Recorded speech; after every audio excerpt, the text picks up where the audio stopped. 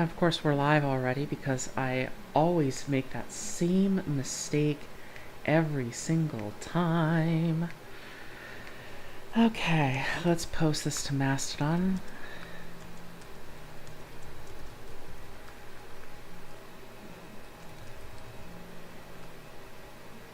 Some printering and some boron hot end building live stream, maybe. Yeah, I'm like that right now. I have no idea if this is even live or if anyone's even showing up. We'll find out. Right now there are 0 views. 0 views are what we have. That's okay.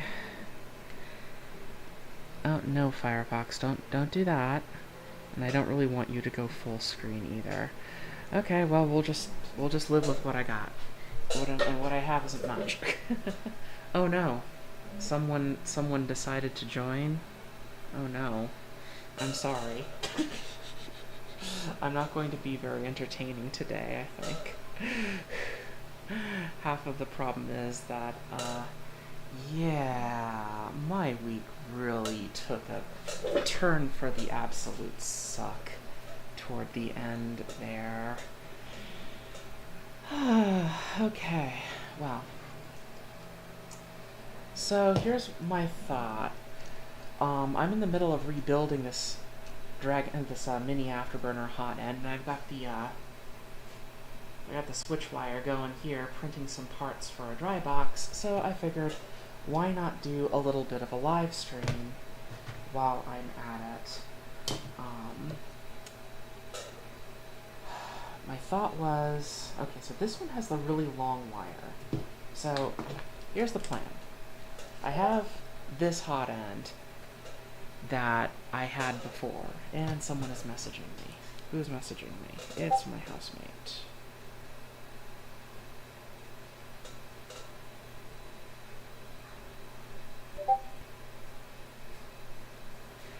She's wondering why is there a buzzing sound? Because that's the printer. I have the printer on. That's why it's making that sound.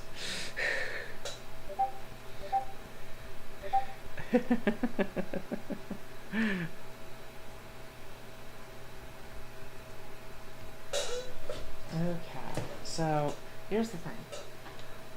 This is the Dragon hot end that I had on the Voron 0, until just a while ago when the motor cable just sheared off the end. And the problem with these little pancake steppers is you can't open these up to save your life. And look, the wires are already completely trashed there. Not sure how well you can see that, but I'll try. Yeah, the wires are just all trashed in here already, so I'm gonna have to do some... This motor's basically gone. I could try taking it apart and fixing it, but I don't think that will work.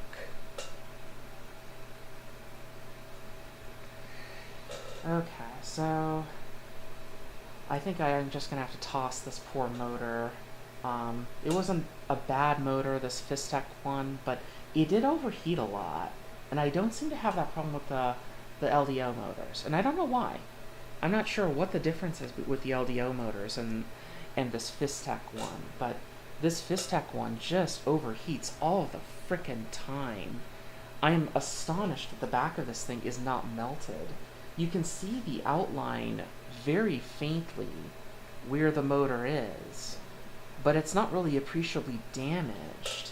So I guess that's a good sign. I probably should just toss this motor. I tried taking it apart and it just didn't want to be taken apart. Okay, so the plan is that I have this hot end, and I have most of the parts for the hot end, including a lot of the fans. And somewhere on this incredibly messy workbench, there it is. Somewhere on this incredibly messy workbench is yet another one of these. So this is a PCB for the hot end, and that's what we're going to be trying to convert this to. The problem is that doing that is going to be tricky because, one, I don't have all the parts for it, two, I'm not sure if I'm actually going to use it. This one has a nice long bit of wire on it still, but this one doesn't. This one's just really, really short. And then the fan, the little hot end fan, just has these pathetically short wires on there. It's awful. And you can't seem to get these 5-volt fans with anything better. You just can't. It just drives me nuts. So my thought was that we could try soldering some new wires onto this using this incredibly stupidly thin 32 gauge wire that I have. And the worst case scenario is I'll destroy this fan and I'll be like, well, I guess I'm out a few bucks for a 5-volt fan. But at this moment, I don't know what else to do with this thing because it's just such a pain in the ass. Let's move that aside. We'll stick it somewhere. I'll stick it over here, off camera.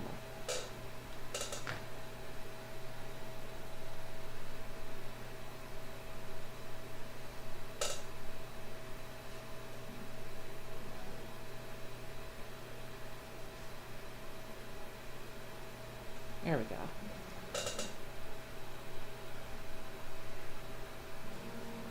Warning, your stream content quality is not as good as it could be. Oh, you're telling me. It's almost like I'm using like an 8-year-old laptop for doing this when I barely have the power to do anything else. I could probably pull out like my work laptop for this, but I really don't want to. That's kind of integrated into the desk upstairs. I really don't want to tear that thing apart. Alright. And despite the fact that I put in a lot of effort to get a really fine soldering tip for the Hako, I am just having absolute no luck getting that Hako tip to work. So it's back to the pine sol for us. And I actually have a new battery for this.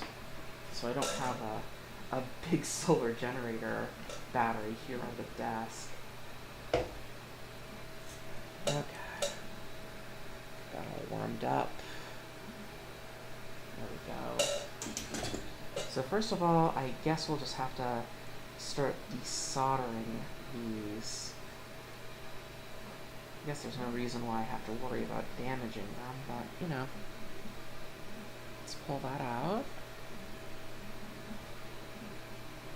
I'll have to see what I can do. I probably should put this thing in a collar or a lice or something, shouldn't I? I shouldn't just like YOLO this, should I? This desk is so messy because, yeah, this week has really sucked. I can't begin to describe how absolutely awful this week has been. Oh no. Do I not have my... I left my screwdriver upstairs. Oh, okay, so we're not going to be using that. We are going to YOLO it because I don't know what else to do. Okay, so... Oh, that angle is not good for me. Okay. Let's see if I can make it better for all of us, which is going to be tricky.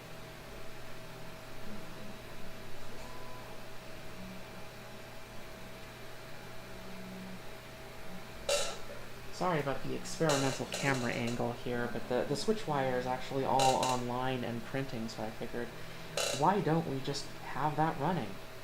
Why not? Okay.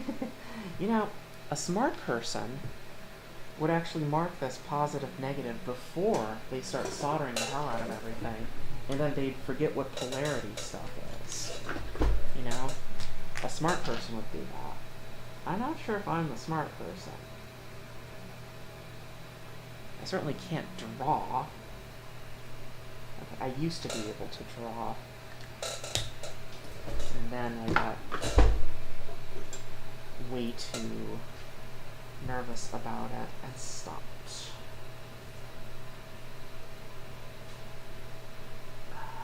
That's one. Oh, almost had it. No. Come back here.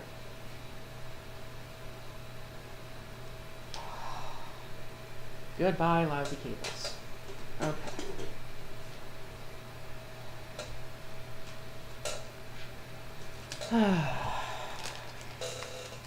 Okay. This wire is so thin. It's so tiny. Like, it's even smaller than this stuff. What is this stuff, anyways? It's like... This is 28 gauge. Wow, this has more gauge. Actually, that's a bad thing, probably. Whatever.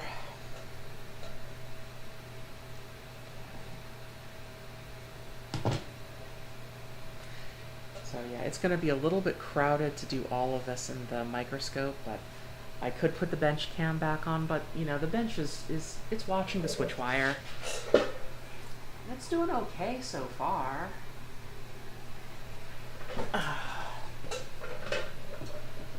You know, I think my desk is too low. Let's move that up a little bit.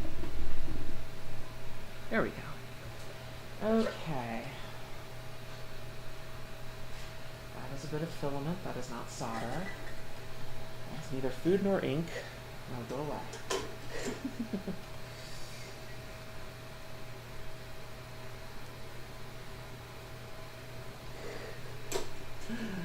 Oh my goodness, this is so tiny. I don't have anything that... Wait. I thought I brought down my M3 wrench from my office because I thought... And it's the wrong size because these are sockets. These are cap head screws. Which means maybe this one. No. It's the one size that I don't have on me right now. Of course I don't. I might have a spare somewhere in my bench that'll let me actually undo this thing properly, but no, not that one. That's way too the wrong size. That one might be the right size, and these are cap heads, and they're, and I can't get that out. There. Is this the right Allen key size? Haha, yes it is. I should have made that a thumb screw whenever I had the chance. Okay. Now. Okay. In a little bit. More than that, thank you. Never throw away those cheap ass Allen wrenches that they give you in those in the hardware kits, because you never know when one of those might be exactly the tool that you need at this time. Wow, this thing is so off balance. It's so off balance because it's got this long metal tail on it. Someday I should put another something on that. I don't have any music going. That doesn't matter. No one's watching anyways. I thought someone was watching. Nope. I'm wrong. Nobody's watching.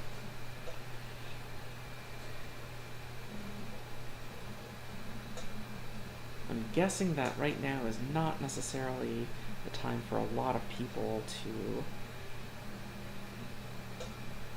let's see here. That'll do.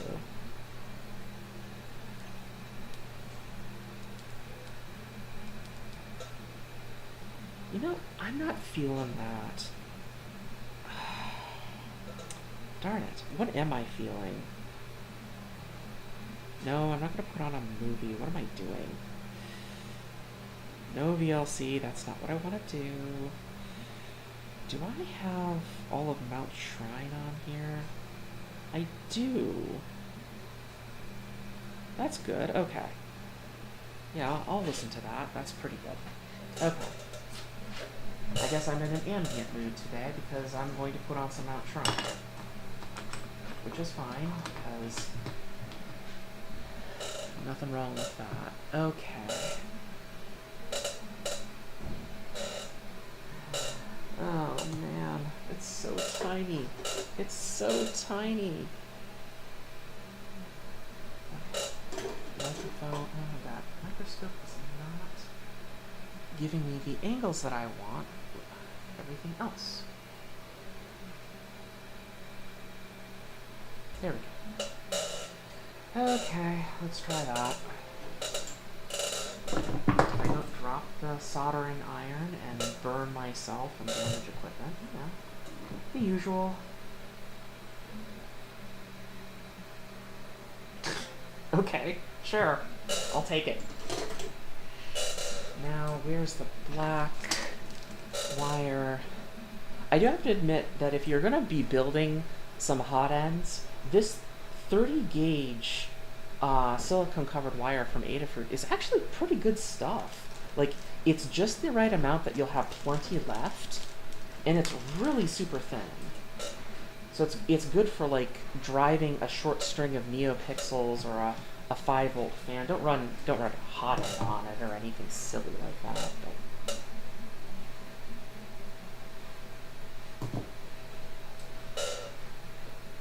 do I have two things playing at once on my phone?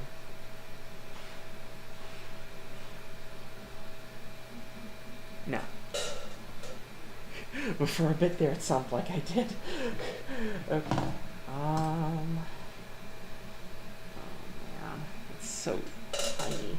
Everything is so tiny.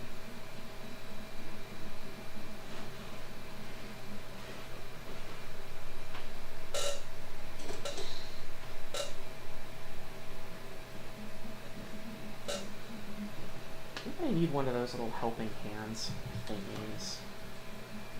I don't know. It's hard to imagine a lot of things right now simply because this week has really sucked hard. We have been trying to keep our cat going for like 6 months, 5 months. It's actually only been 5 months. It feels like it's been longer, but it's only been 5 months since she really got sick. And then Thursday morning she finally went. That's not a Pliers. Darn it. Oh, I have one person watching. They don't have a YouTube account, so they can't chat. Okay, well, someday you might think that maybe I'd get smart enough and, like, get a Discord server or some nonsense like that, but where the heck did that... Oh, jeez. Okay. Very Minnesotan OGs right there. Should start a counter. There's my side cutters. Oh. Yeah, so for like five months we've been trying to keep her healthy because she just started having lots of congestion and then she started not eating. And we tried all kinds of different things with that. And then finally, oh, that's an absolutely hideous angle to solder at. And you can't see what I'm doing. Because I'm really bad at this.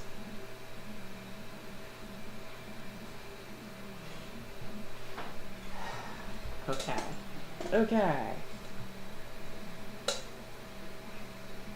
Oh wow, that plus one is so badly not on center. Let's see if I can fix that. Oh, hey, there we go. That might be better.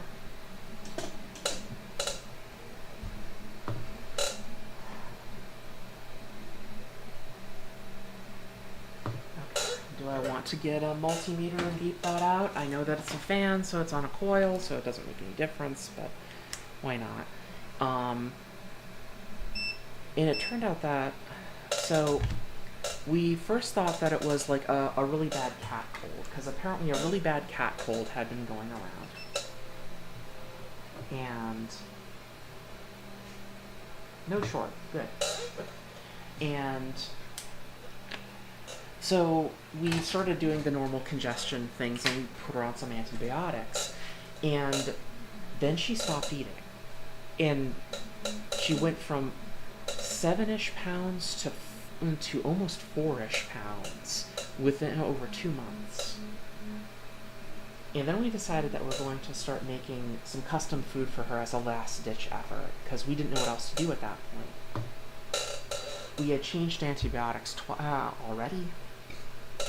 She just wasn't eating. So then we made her some custom food, and lo and behold, she started eating after that, and she started slowly gaining weight, and we took her off the antibiotics because she didn't seem like she needed it anymore. But the congestion never quite went away. And then, about a month ago, she started having problems with the left side of her face. Her iris didn't want to track with the other side. Her ear on that side stopped moving.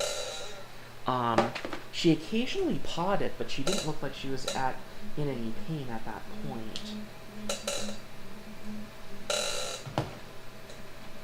So all of that was pretty scary already. We thought that maybe maybe it was like a secondary infection because something had just really trashed her immune system.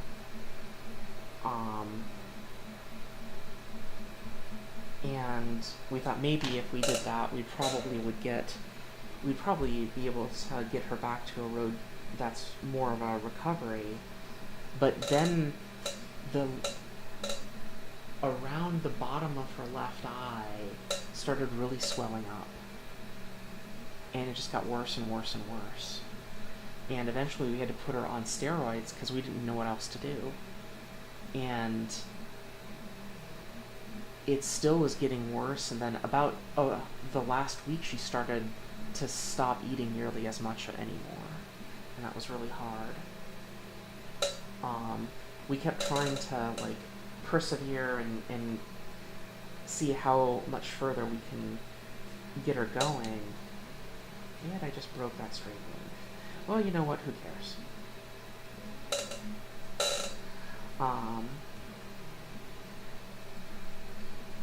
And I was starting to get worried again, and I wanted to try to put her back on a higher dose of steroids because we had recently brought it back down, and I really broke that strain relief tab. Oh well, can't do anything about that now. And I almost lost the sticker. I'm doing real great today. There we go. Alright. So this fan should have a line which, if I'm not mistaken, goes like this.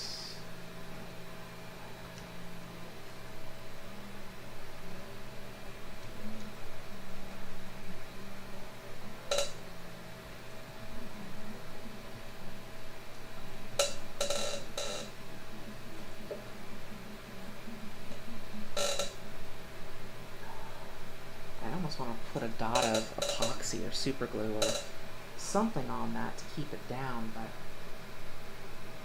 all my Captain tape is upstairs, otherwise I'd do that, I guess. But so let's cut that to a pretty appreciable length.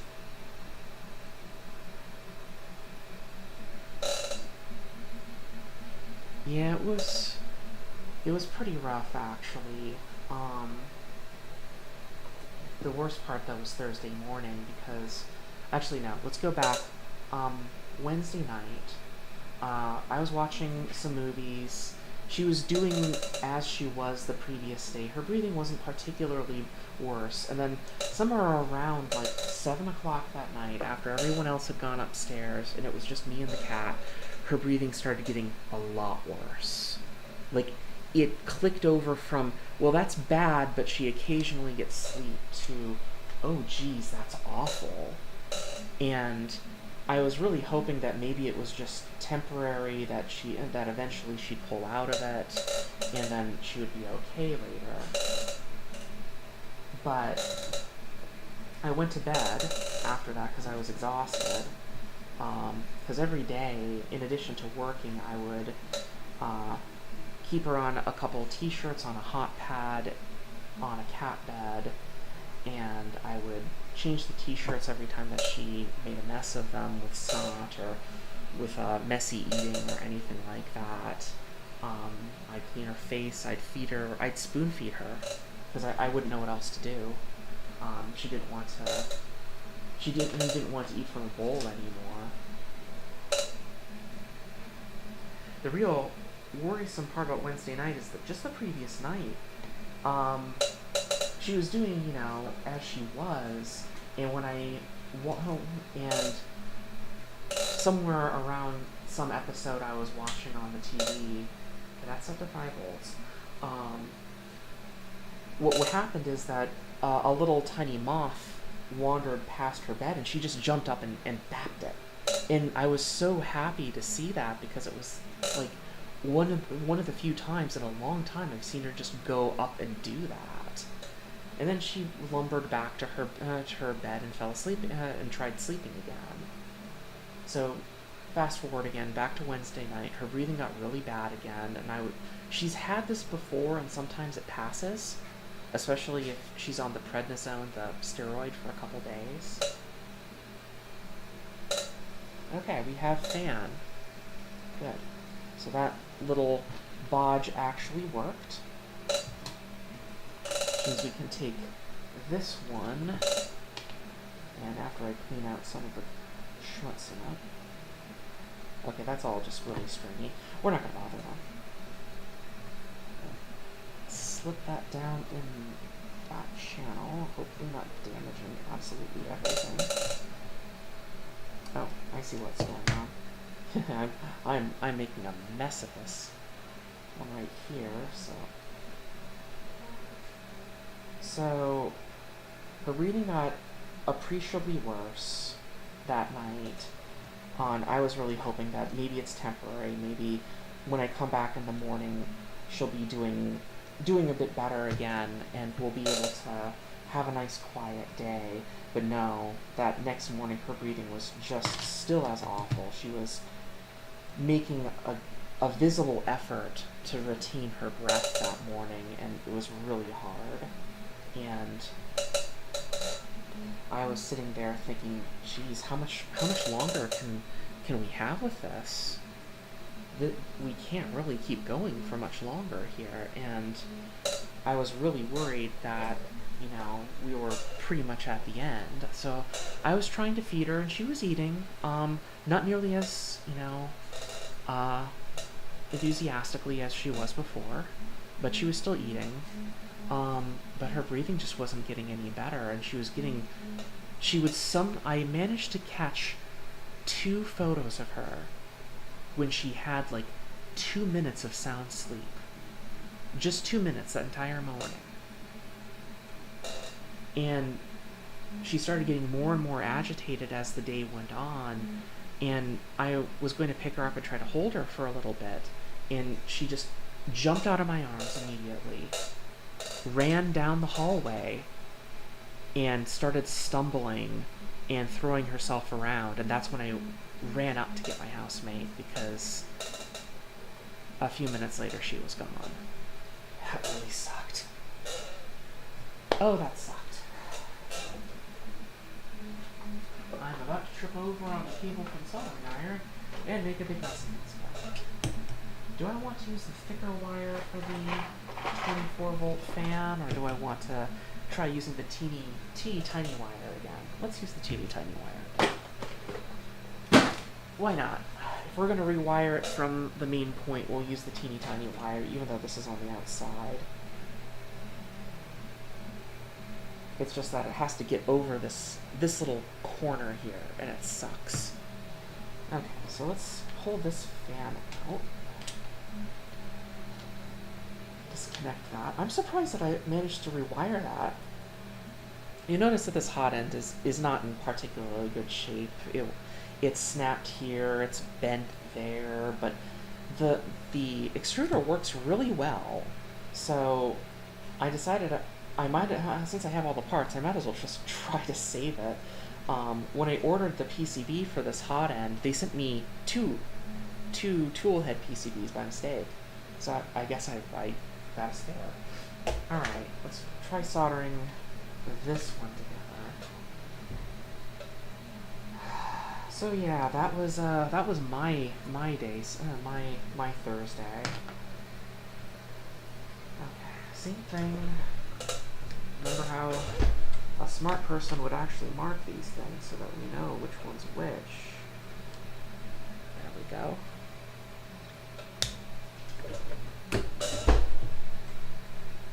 Okay. Oh, and I can actually use my my vice again, wherever the hell I put it. Bonk. You know, if I don't destroy my entire recording setup at the same time through clumsiness.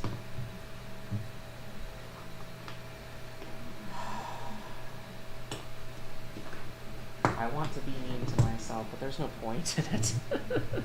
There's no point in being mean at this point. Like, I'm kind of relieved that it went quick. I've seen lingering, and lingering is awful. Lingering is very, very awful, and I don't like it. And this is a really tough angle to get to. I'm gonna melt some plastic when I'm doing this at pretty much any angle. Yay.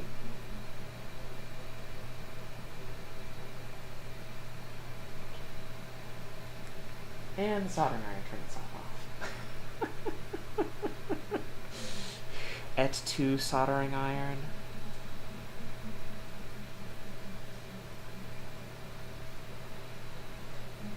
Okay, that's a better angle. Soldering iron back up to temperature. The printer is at 29%. It's printing a base for a Rubbermaid dry box. And I decided, I don't know, I mean, I have it on, I'm looking at it, I'm working on this. I might as well have it on and stream for a little bit. There's one. Let's see if I can get two. There we go. Okay. You know, I just realized a smart person would also probably thread the wire through on the opposite side. So that they don't break the frickin' strain relief like a dingus. I should be nicer to myself. So yeah, that's been my week. It sucked. It sucked. It was awful. We had been spoon feeding her and keeping her as comfy as we could for 5 whole months. And for it to just suddenly end that way, that was pretty awful. But also, she's not in pain any longer, if she ever was.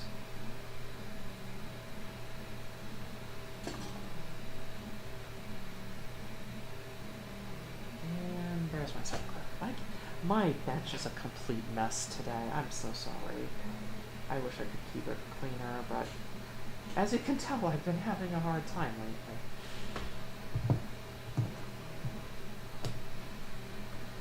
I have no idea if these tiny wires are going to be good enough for the amount of current, for the 24 volts that we're going to be pushing through this, but I figure we might as well give it a try. The worst that can happen is it won't work. There we go. Really? Fine. This one's not nearly as tight. Oh, I know why. Earlier me had already snapped this one off.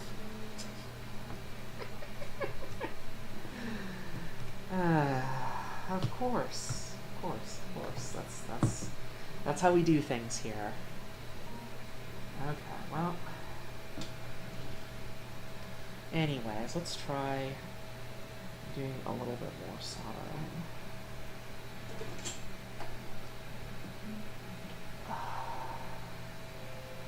I ran a donation drive on Mastodon, and that pretty much covered all the expenses that we had been getting, especially for the funeral expenses, the cremation. So that was really kind of everyone, and I really am appreciative of all of that. Because, oh wow, that was hard.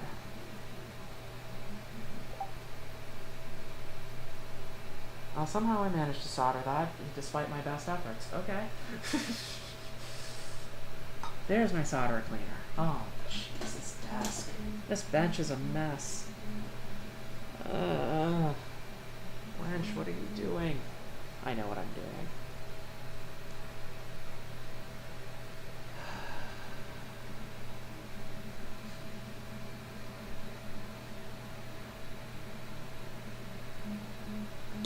So the problem is that I think I would rather use the curved soldering tip that's on the Hako.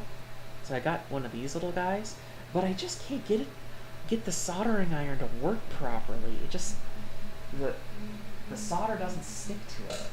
I don't know what I'm doing wrong with that. It's really frustrating. Ah, great, now I'm all teary.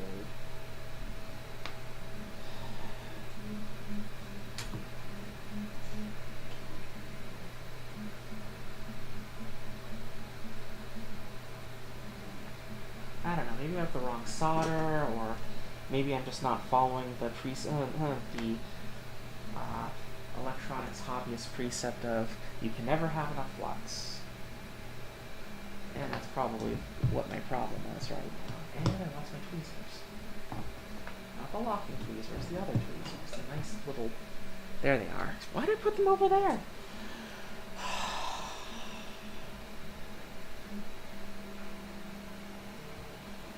Okay, hopefully this one will be easier.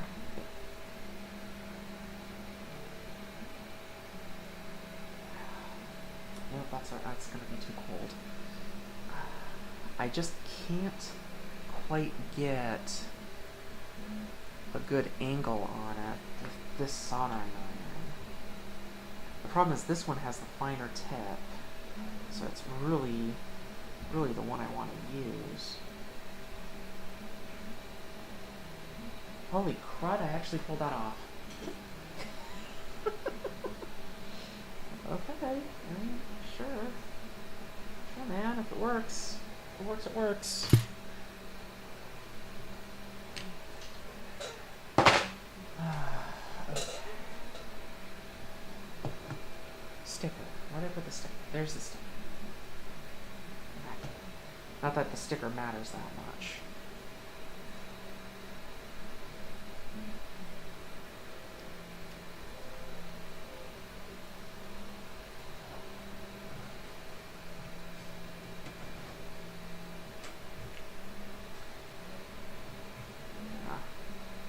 Smart person would probably also reprint this print cowl because it's just completely twisted here. You can see just how badly twisted that is. But I'm not doing that. Oh shoot, I forgot. I forgot the LEDs. Do I want to put LEDs in this if I actually don't care about the fan cowl? Because the fan cowl is just awful in this.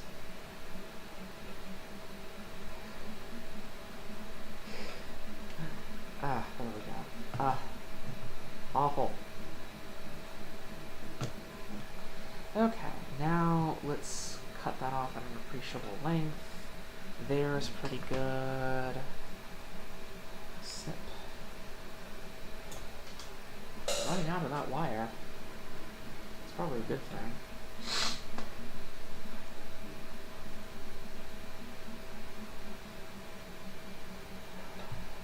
We've already decided that we're probably not going to get another cat for at least a little bit. But how long a little bit is, that can widely vary.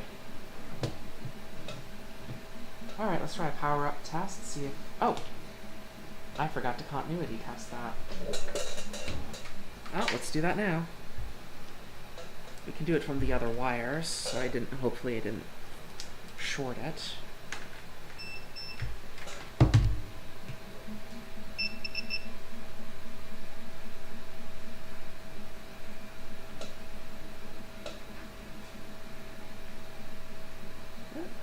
No, come back here. Come back here. Yeah, okay. No short. We should be safe. I just don't want to blow up my power supply. Or blow another MOSFET on the poor Voron 0. Because I blew a MOSFET on the poor Voron 0 on the main board. Now, fortunately, I had a Clipper expander that wasn't fully populated, so I could actually just swap one of the fans over to that instead, and that was okay. And it was the blowers, it wasn't the 5 volt, so that was actually fine. Okay,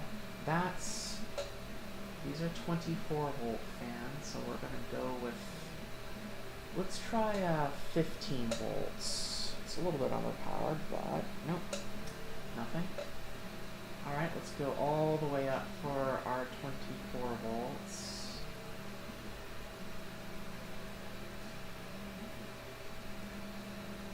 Whoa. That's a bit much. That's a bit much. Okay. No? Nothing? Oh no. What?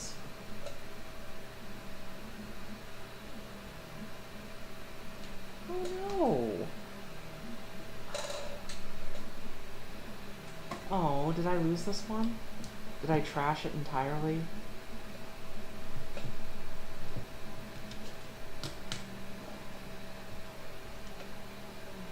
Ah.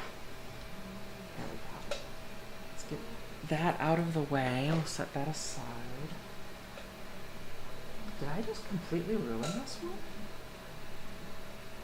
It's not shorted. So what happened?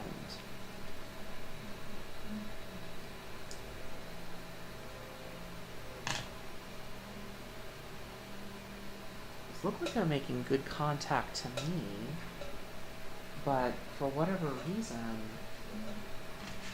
when I try putting 24 volts in it, it just doesn't want to go.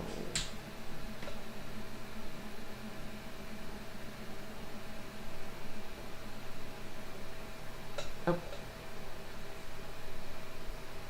Huh. It's drawing power. Oh, shoot.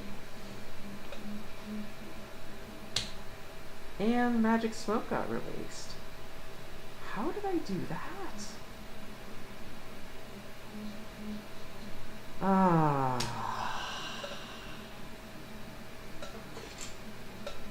What did I do?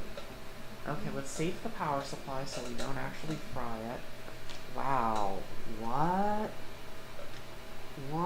What happened?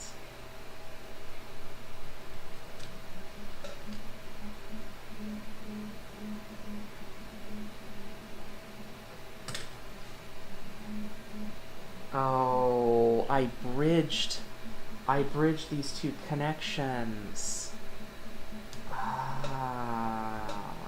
Darn it. It's because I couldn't see it because of the angle.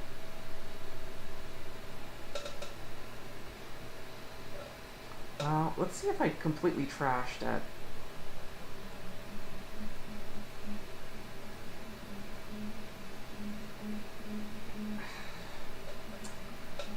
Oh man, that is just so hard to get to.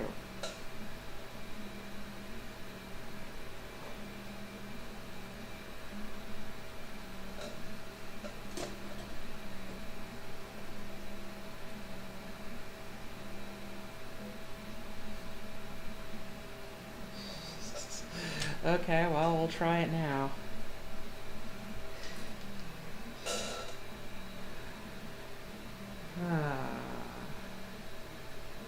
I mean, this is actually not even the hot end I was planning on putting back in the printer. So the worst thing is, yeah, I did short that solder blob. You're right. Okay. Let's connect it. And we're gonna hold it real gently. Oh! She springs to life! Somehow we only partially destroyed this. Yay. Oh my goodness.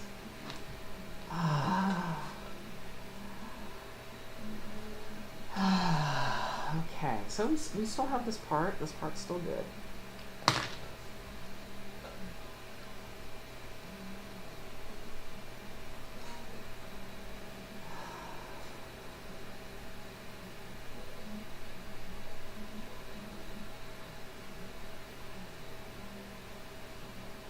Okay.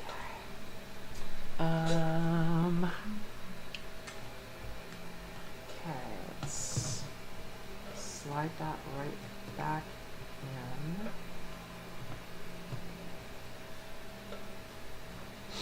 And this tiny little wire can get all put in there. I still have the dragon hot end, which it did work in it, but it hated PLA. It just hated it. I don't know what the heck is with this hot end and not liking PLA.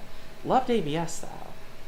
I'm putting a Revo in next time, but I wanted to practice on this particular board to try to get all of this done. Should I heat shrink these tiny little wires together? Should I heat shrink those? Yeah, let's heat shrink those. Okay, we'll take this out because it's in the way. Get out of here, son. You bother me. What is that from, anyways? Because the only thing I know that from is actually the film The Explorers, and it was a reference in that film. It's like a sitcom, like a 50s or 60s sitcom reference, isn't it? That's just not my genre, so I have no idea. I can use this tiny tube. I can use the tiny tube. This random tiny piece that was on my desk. We'll use that. Brilliant. Oh, it's Foghorn Leghorn. You're right. Are you sure he's not referencing something else, though? Is that also a reference? It feels like it's something that should be someone else's reference. I wonder if I'm going to blow the circuit in this room. Trying to spin up the hot air gun. I mean, it doesn't take that many amps, I guess, but... Oh, everything's such a mess in here. Oh.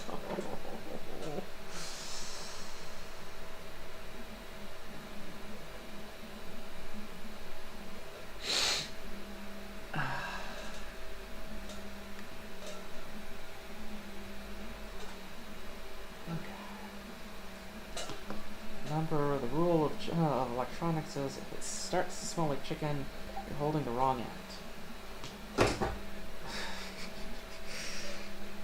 Do I have... No, okay, that's bigger. Where's that really tiny set of heat shrink that I had? I think it's actually in the bucket with all the other heat shrink sizes, because I haven't organized that yet. Print is at... Okay, it can't still be at 29%. It's not. It's at 57%. Okay, that's the problem. It's a reference to a 1940s radio character called Senator Cleghorn. Huh. Thank you for the research. I had no idea, and that was actually very interesting. Man, that reference goes back a long way. Okay, I think this one is... That one looks like it's too small.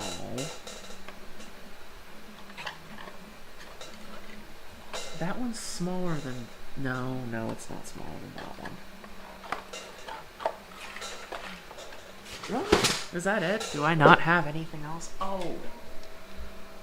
I need a better chair down here. You know, it occurs to me, I guess I should probably tell another Shelby story. Okay, so I have this little car mechanics chair for my bench down here because it's small, it's on wheels, and it's fairly tough to move around. However, it is really bad for me because it cuts off the circulation to my legs.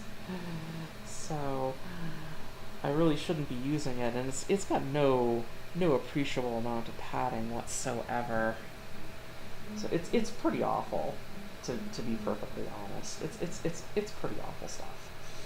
Okay, that's probably gonna bend up like this, so we're gonna want to heat shrink it at an angle to kind of bias it. There we go.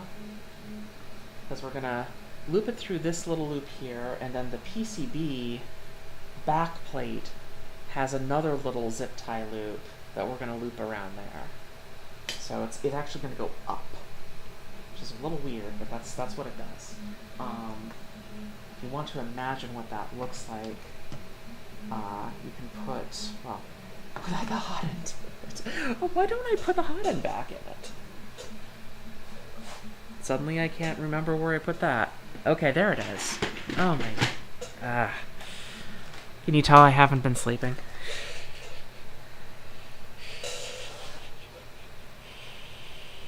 So, chairs, right. I was in the middle of a story. Other than my colossal lack of sleep lately. So, some months ago, when Shelby was a little bit not doing well either, however, better than she was toward the end of it,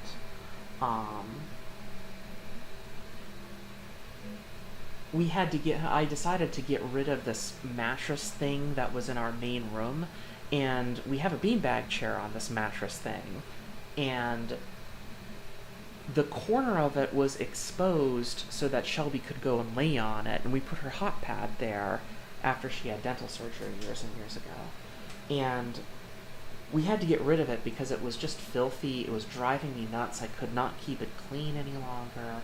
So I ended up throwing out that mattress thing, and Shelby just didn't know what to do. She was beside herself because her spot was gone. Even if I put the bed down on the floor and put the hot pad on the floor and encouraged her to sit at it and tried petting her, she just didn't get it. She just didn't get it. And, like, okay, I understand that. You're a cat and you don't like having your routine or your place is disrupted. I totally get that. That's a big mood. But the fact that she just was so distraught and beside herself when it came to that was just kind of really hard to just look at. So one thing I had noticed is we have these two really lousy, old, not particularly great IKEA office chairs. They're slightly better than this chair that I'm currently sitting in. And those IKEA office chairs, while terrible, are actually at least somewhat useful in the fact that they're chairs. And I had put one of them in my office, because I have 2 desks in my office. And it just happened to be that the chair opposite of me that I never really used is the one that Shelby ended up liking to sit in. And so when she started getting sick, I started moving her hot pad there all the time so that she was always warm and nearby, and whenever she needed food or petting or cleaning, I could actually take care of that. Because I was right there. And I wouldn't really have to break my work pattern all that much, because usually it wouldn't take more than a minute or two to do any one single thing while taking care of her. And it occurred to me that, hey, wait a minute, we have another one of those chairs, and she doesn't actually. We don't actually use it for anything in the main room. Like, I occasionally sit in it when we have guests over, but it's not like it's a huge thing that we use regularly. What if I just put her hot pad and her little bed on that chair and just leave it out? Lo and behold, because she's a cat, she went, oh, I'll just sit here then. And so that became her spot. She was now on a chair, which was even better because it was elevated. We made it as low to the ground as we could so that she was comfortable and could get up if she needed to. And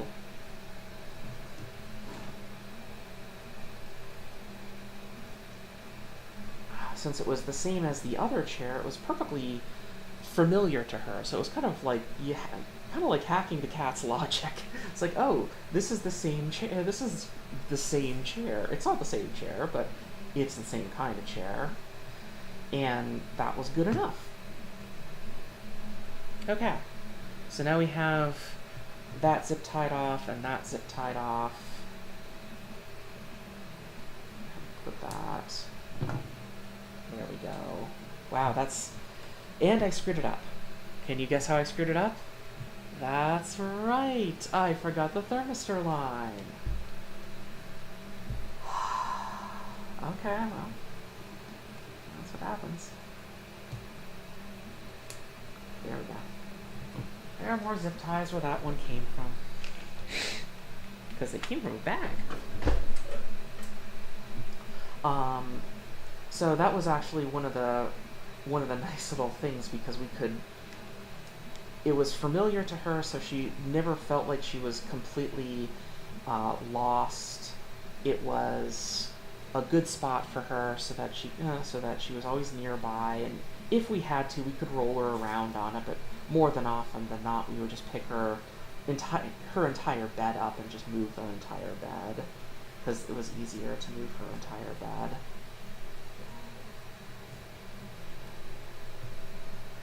There we go.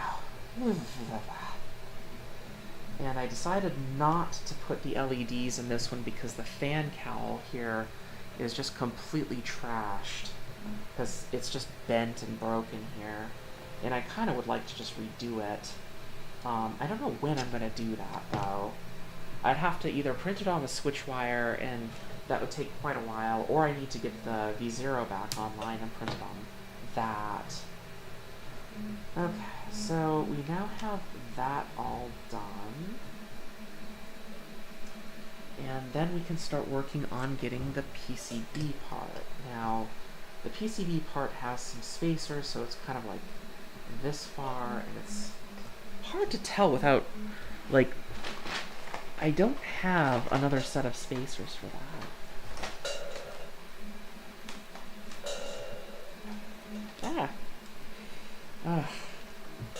You know what? And that other line broke from this too. Okay, so let's just cut the whole thing off. Get out of my way. There we go.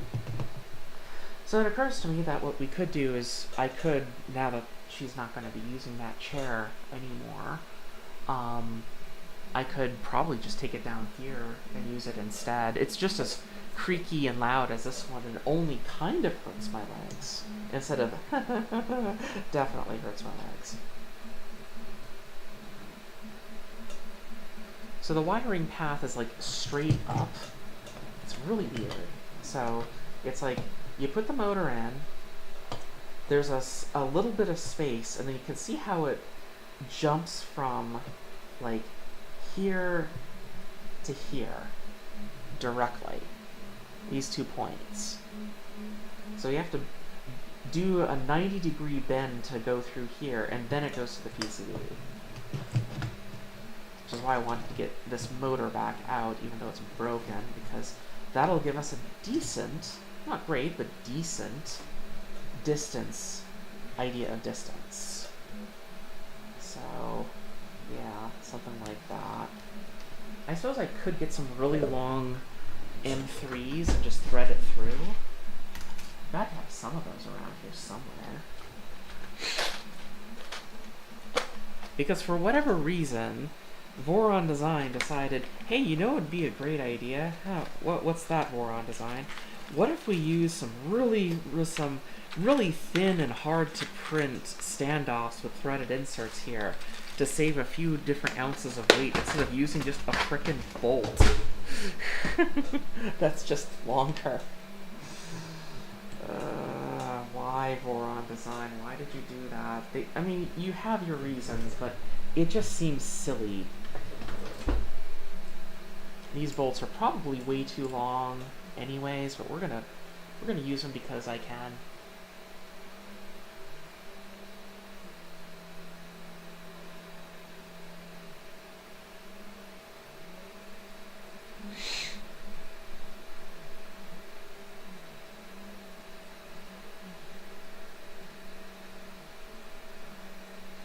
See, I'm actually watching the 3D printer right now while I do this too.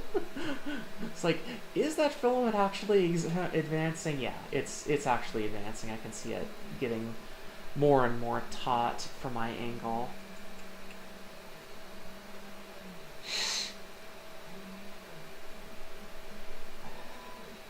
Okay, that is obviously way too long. Okay. That was too long. Let's undo that one.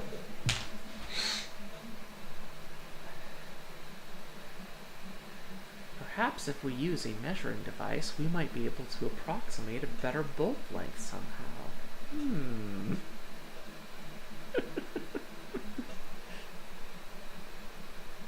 I think the reason why they didn't want to include a nylock nut on the end, I guess that makes sense.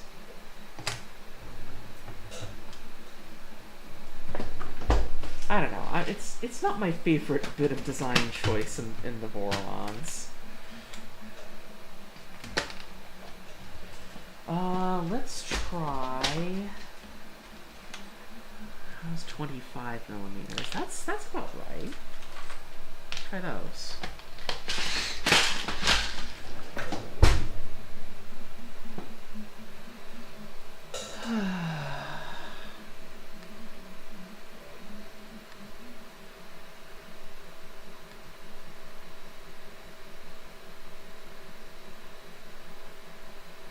Oh, it was definitely higher than her old spot. Her old spot was definitely, it was right next to the floor, so it was very easy to get up and out if she needed to get up at any point. But the chair was a lot higher, so it definitely felt like a status upgrade. And usually she would sit in that chair when we're sitting in some of the beanbags on the floor, because we don't really have proper furniture in this house because it's hard to afford.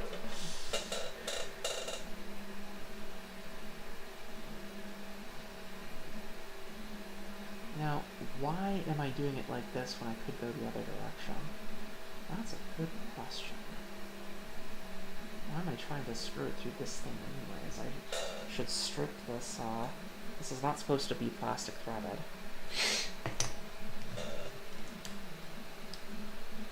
Oh, that's a problem. There's just not enough clearance there. Okay.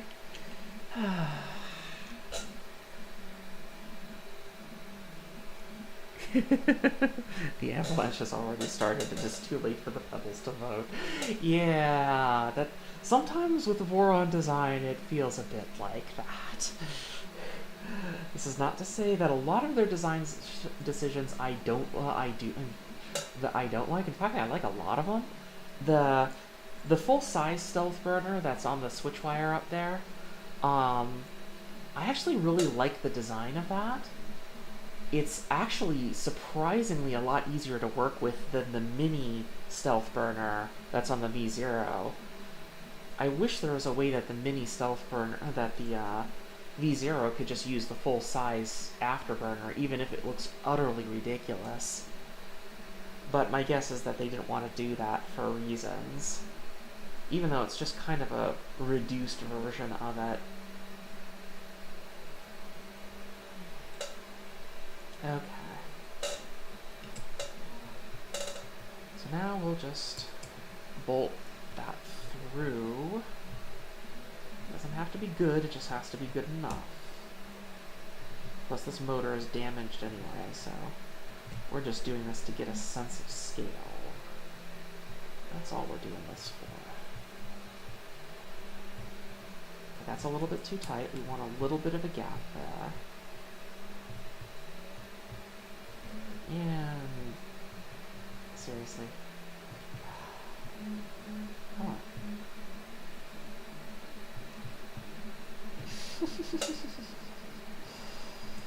Okay, well, whatever.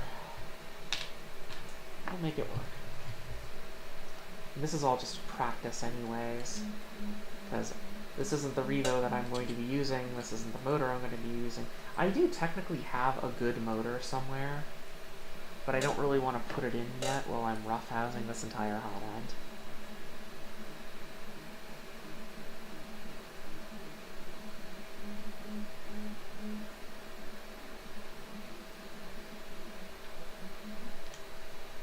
Okay, that's not perfect, but I think that'll do. That gives the general impression of what I'm trying to do here, at least. I could try to, like, pry that together and break whatever. This is probably a bad idea. Yeah, there we go. Actually, that did work. Weird. Usually when I do something with a big pliers on a small part, it's only grounds for sobbing and sorrow. But somehow this time it actually worked.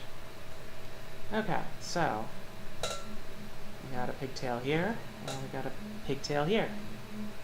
And we have the back of the head where all the pigtails plug into. Because that's how hair works. I should probably have some water.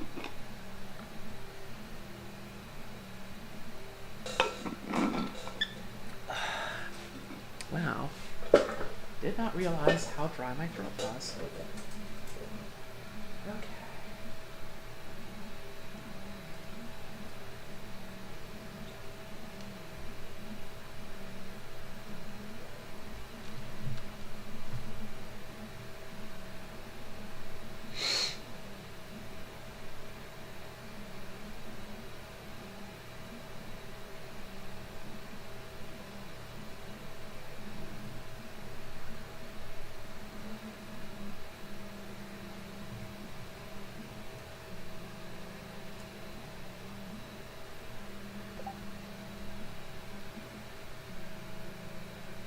If you're an Avatar alien. Don't remind me that movie even exists. I was happy pretending that movie, yeah, I never heard of it. I didn't have any idea that it even existed, was in the theaters, was a big, huge thing for a while. I was like, nope, that movie doesn't exist. Sorry, nope.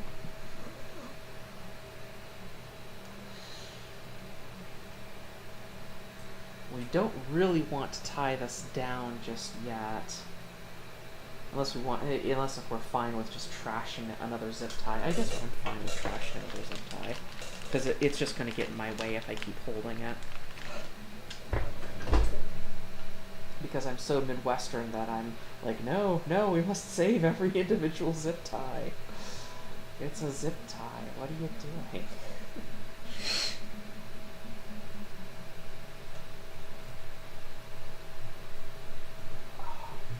Wow, that is really a tight fit in there. That feels like a bit of print that I'd snap pretty easily if I'm not careful. Good thing that this back plate is actually not hard to print. Okay, that's good enough for me. That gives me some working room. Okay, so this is a part fan. This is the cooler fan. A cooler fan is this one here. That's a part fan. That's a part fan. Alright, which means that it's crimping time, if I'm not mistaken.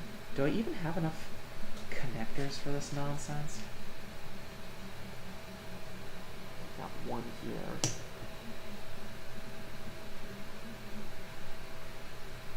I think that it's just a Midwestern thing.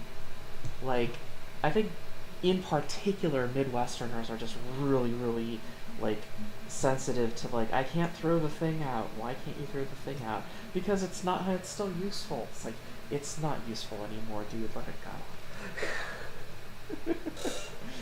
I think it's just a Midwestern thing. So what we want is we want this to be very, very close to the end. So I'm gonna have to clip it probably here, just like terrifyingly close.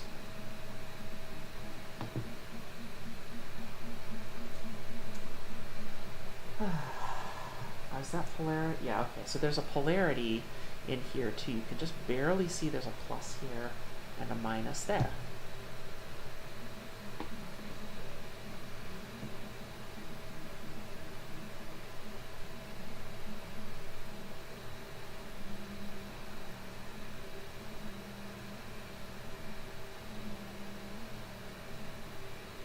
I'm trying to remember if these are pH or XT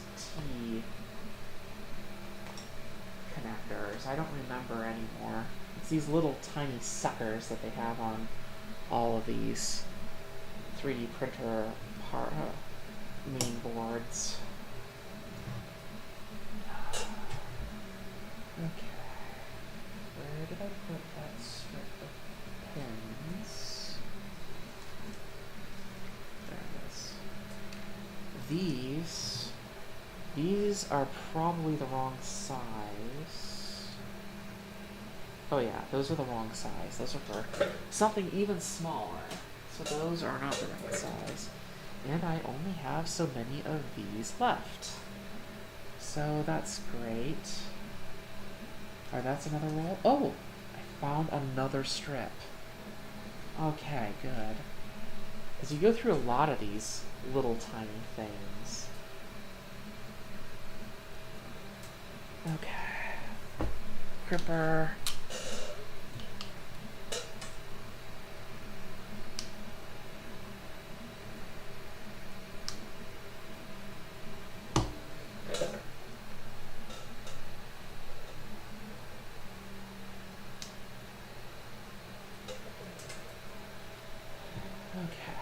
Hard to really see that, but so we have it barely inside of here. You can see they got a nice little U shape there. So we should be able to just put the wire in, which is really hard to film at the same time.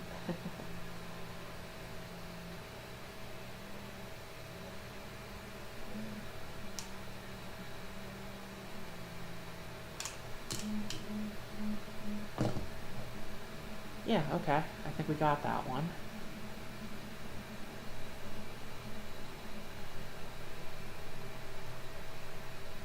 Whew. Now I have to do that again.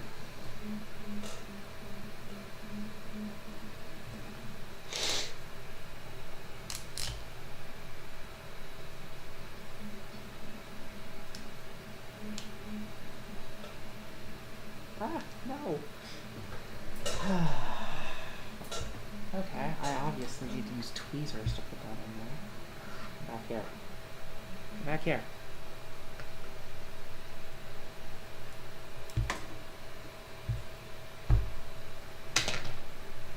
Well, that one's off on an adventure now, because I don't know where it went. Oh, wait. There it is. It didn't go very far. Oh. Yeah, this one's just being a little pain in the butt.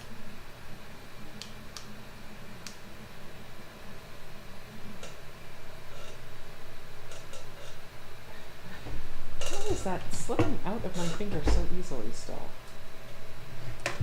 Arrgh.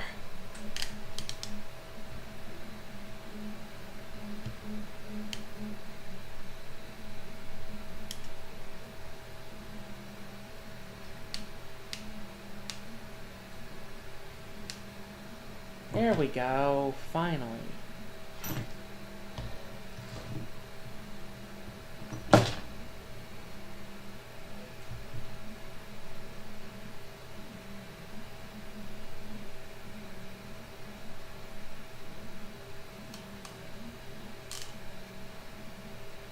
What?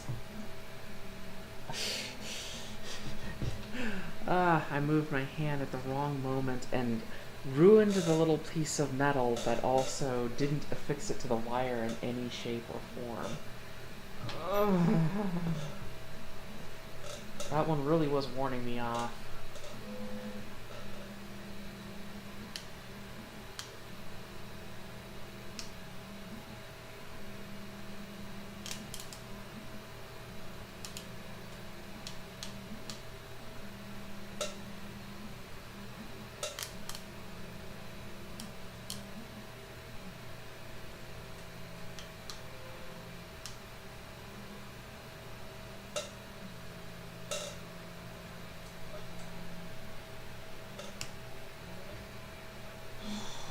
Okay, I think I got it that time.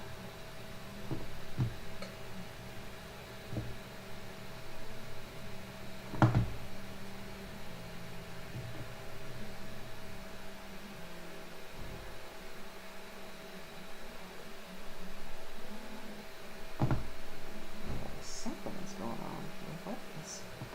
What is so difficult about this?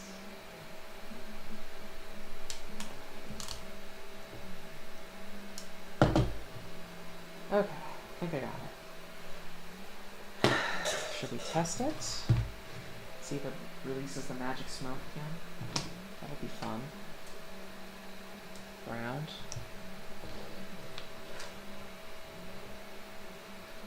And positive. If I can get it over there. Okay.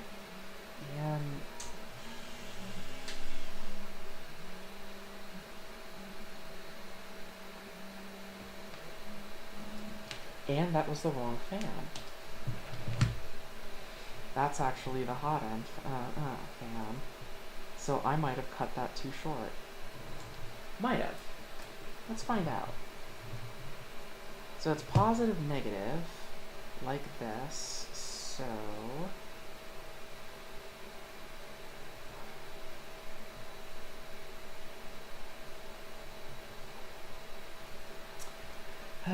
you're gonna be a punk to me. That's too big. Yeah, I don't know if I have any more of that size of heat shrink because I just can't find it in the mess that's on my desk here.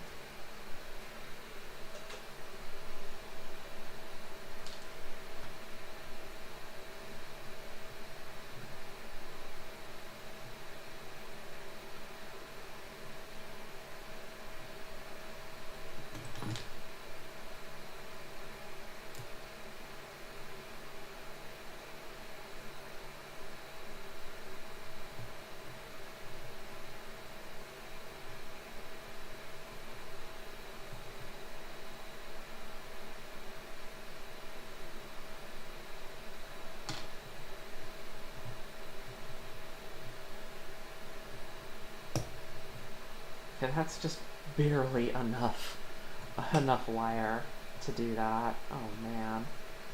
Because this is actually the part fan right here. So that actually can be a little bit longer.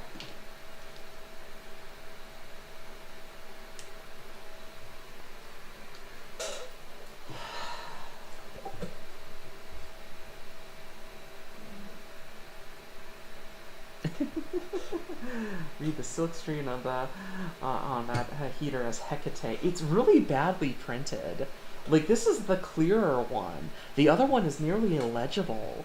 The other PCB that I got. It's like, what happened to this silkscreen? It's so messy on this other one.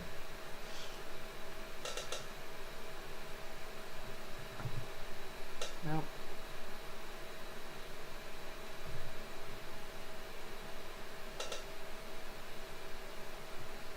Prints up to 84%.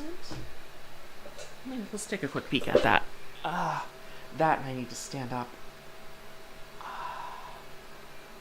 It's still going.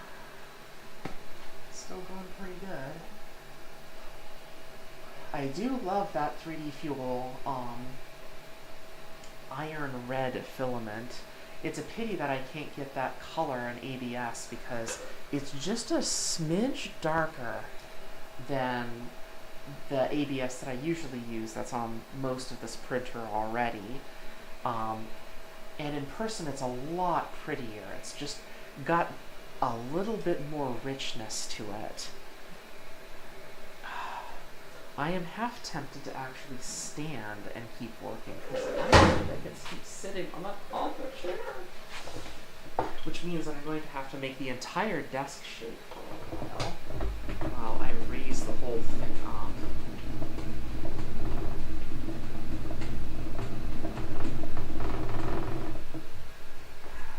Something's running there. There we go.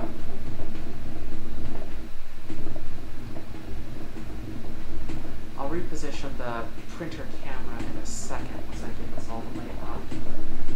No, I don't have one of those fancy auto-raising mechanical ones. This is literally a hand crank. Why? Because hand cranks are cheap. They just work.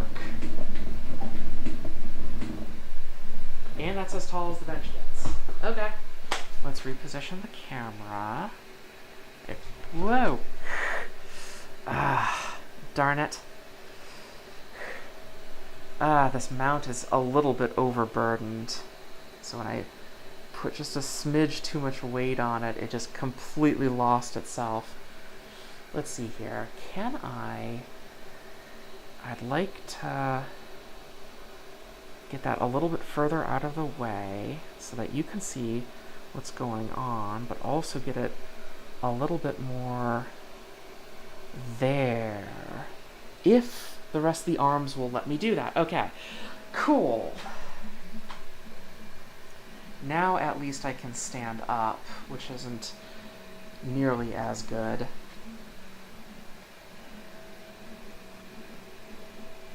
Oh, I know what I'm doing wrong, why the music keeps stopping. Is because I'm actually I'm playing it as a file instead of playing it by artist, which is what I should be doing.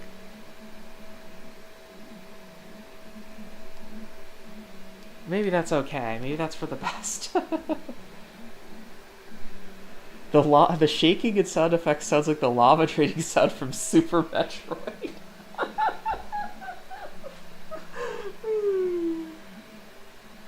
Now the problem is that the bench doesn't go up nearly high enough.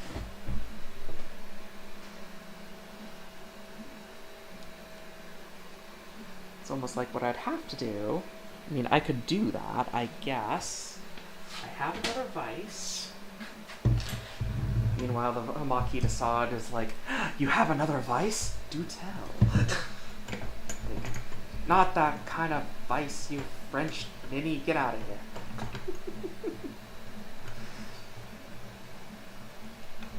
Here, see? I have a very small vice. It's a very small vice.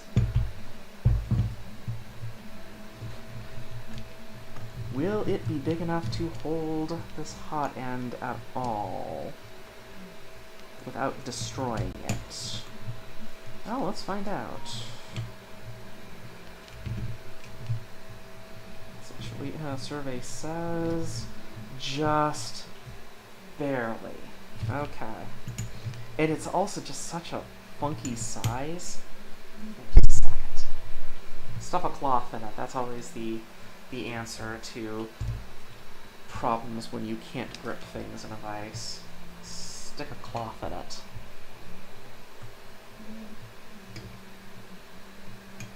Hey, there we go. That's quite a bit taller now, and probably even more of a fire hazard, so that's great.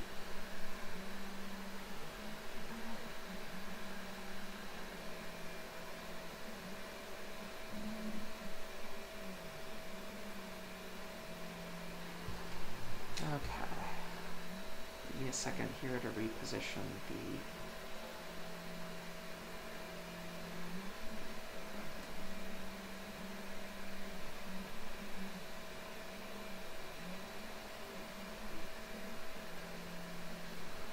Okay, hopefully that's okay.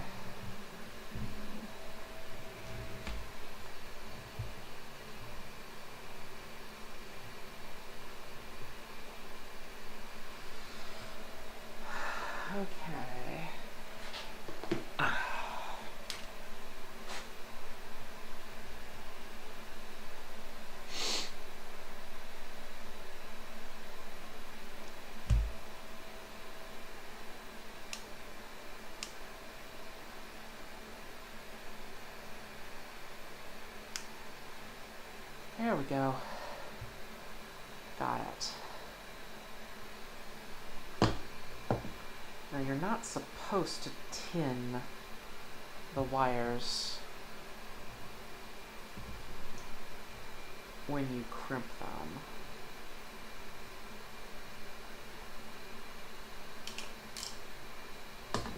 I'll take that one. No, I won't. Oh, that just came off. That's two of those I messed up. Darn it! I do kind of wish that I had a separate... I don't know what it is. I don't have a very good way of mounting this magnifying scope onto the workbench. It's kind of just crimped to another magnifying lamp. So it's not really the correct size.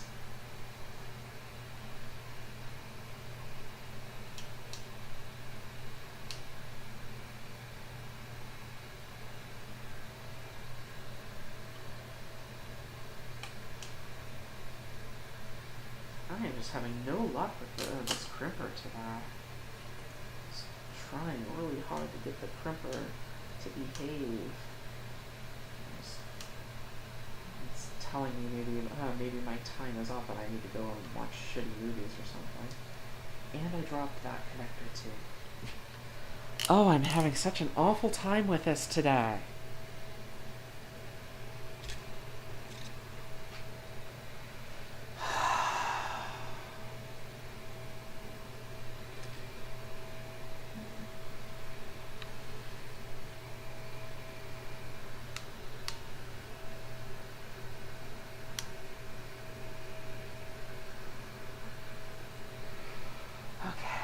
Maybe this time it will work.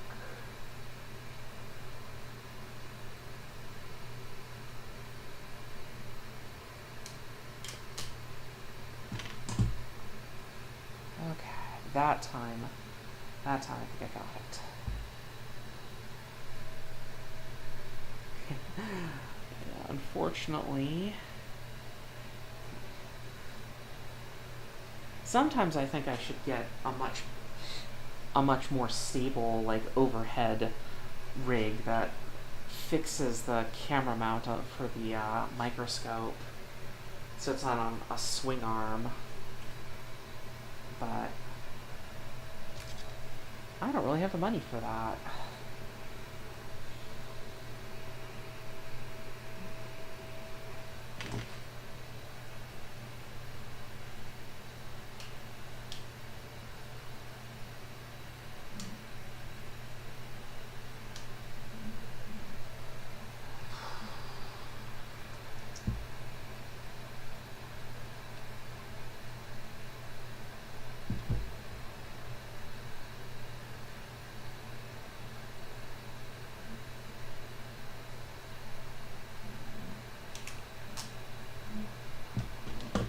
Whew, there we go. Better. Alright, do I have another shroud? I do. This should be the part fan, because it's the one with the really thick cable. Unlike this one, this one on the other side, which were replaced. And this one has, what, positive on the inner side and negative on the other side. So, you have to wire it backwards. Nope, not like that.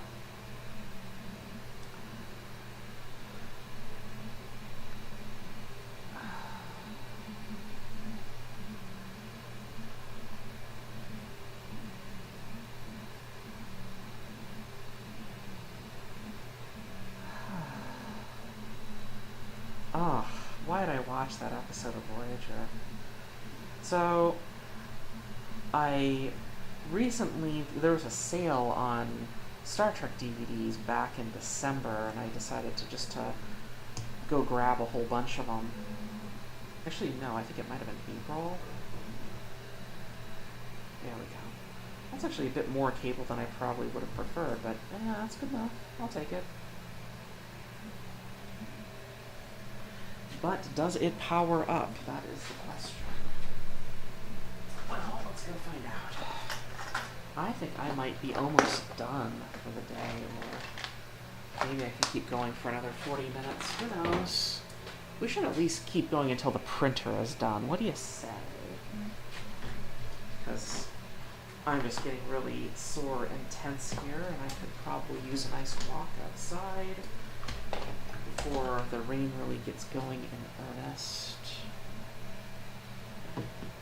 Okay, and we probably shouldn't power that up with this in a vise with a cloth on top of the fan grills. That's probably a bad idea.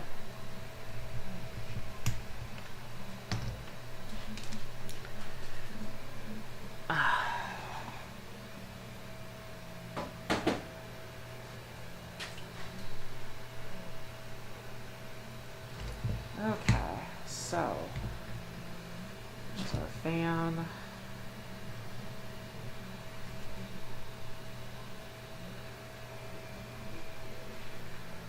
And we want to see if that works.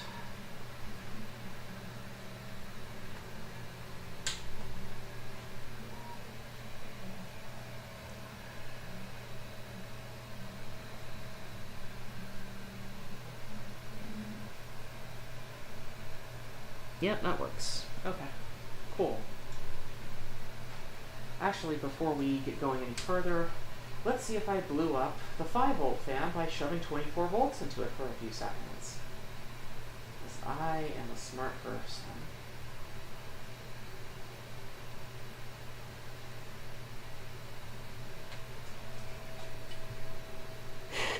I feel like 9 times out of 10 watching Voyager was a mistake. Yeah. Yeah. Yeah. And I can't actually see that and plug it in at the same time.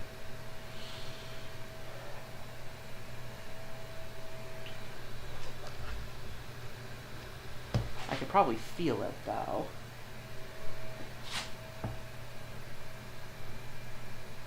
Wait a minute. I have an idea.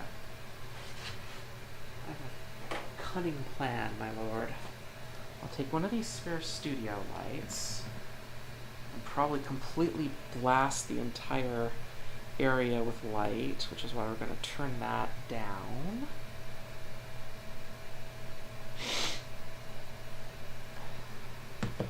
Shine that right through it.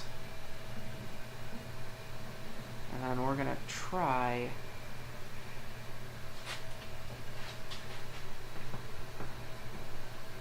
to connect these two at once.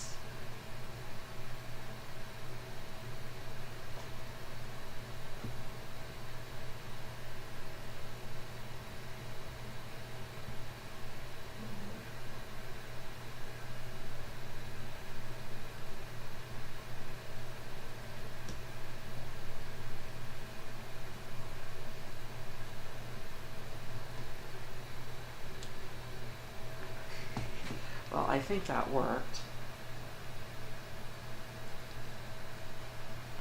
I also think that fan keeps wanting to come out.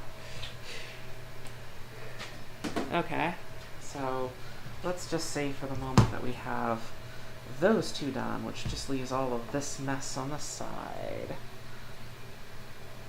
So yeah, I have been going through Voyager because I rewatched DS9 an awful lot, and I just kind of memorized it thoroughly, because when it was broadcast, I actually didn't get to see it all as it was being broadcast.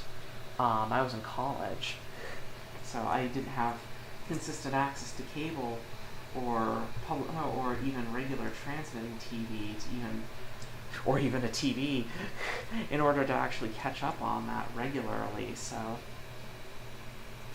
I just didn't in a lot of those cases.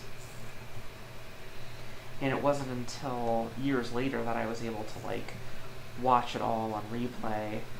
And I had rewatched Voyager as well, but I decided, I have seen all of DS9. I don't really have a desire to rewatch all of TNG right now. So let's check to make sure that these DVDs are working. Let's go through Voyager, because it's been a while for Voyager. So I started rewatching Voyager, and yes, this is probably a mistake on my part to ever start a sentence with so I was rewatching Voyager recently. And geez, the first 2 seasons are just awful in that show. I mean, there's a few good episodes, but oh man, it is just so much awful in that show. And it's not until probably like mid-season 2 you start getting some of the more consistently better episodes, but you still get so many corkers in the middle of it. Like, why is there a Benjamin Button-esque species that ages backwards? Like, this is silly. This is silly even for you, Star Trek. This is Enterprise level bullshit I keep asking. I keep expecting here. What are you doing? There we go.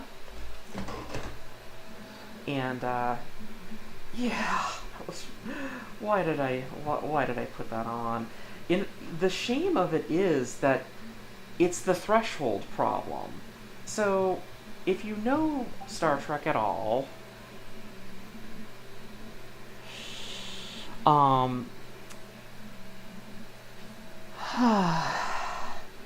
if you know Star Trek at all, one of the most infamous episodes is Threshold, where you get the supposed infinite velocity thing where you go to infinite velocity and you're at warp 10 and you actually occupy all points of space-time simultaneously. And this could get the Voyager home in seconds. And, okay, that's kind of neat, but the problem with that whole episode is apparently the way that they do that also turns you into a Piper of all Blizzard thing. And the ending is so weirdly abrupt. It's again this problem that this episode has an interesting starting. It has some excellent practical effects, and the Threshold episode, at least, is actually a really good Tom Paris episode. You get a lot of good acting from the actor in that episode. It won an award for special effects. But the ending is just so mind-numbingly stupid that I just can't stand it. And then... But the rest of the episode isn't that bad, actually. But the ending stands out so badly that it just ruins the whole episode. And apparently, there's another one of these in Season 2 that's a Tuvok episode. And you get some good Tuvok moments in that one as well. You don't really get to see a lot of, Vulcan examples of parenting that aren't already problematic.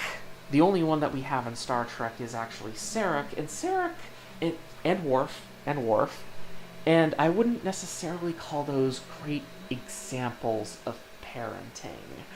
Let's just say.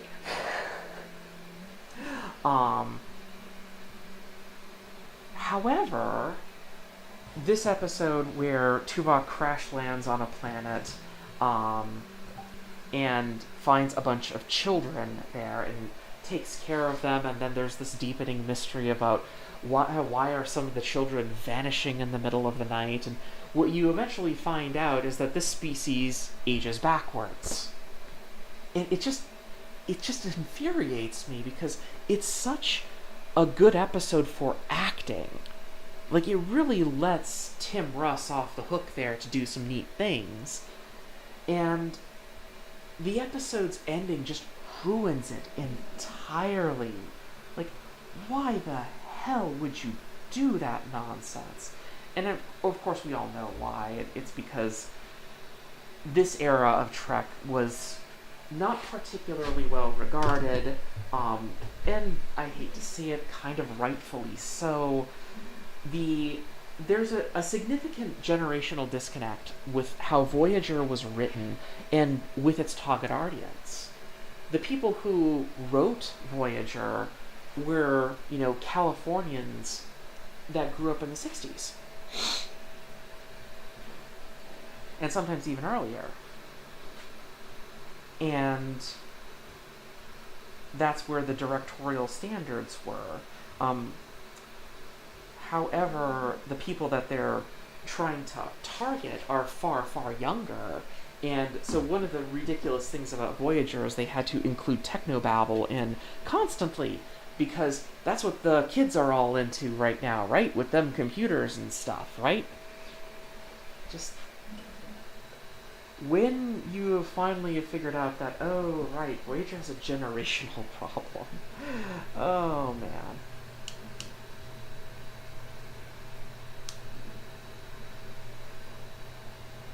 And of course, Enterprise. The less we say about it, probably the better, because it's its own unique brand of awful that I am not a fan of either.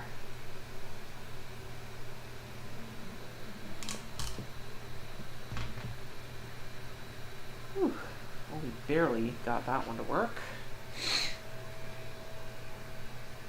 Printer's almost finished. We're at 99%. I should probably check the temperature on the extruder, because that was one of the problems that we have with this printer, is that sometimes the extruder head gets really ridiculously hot.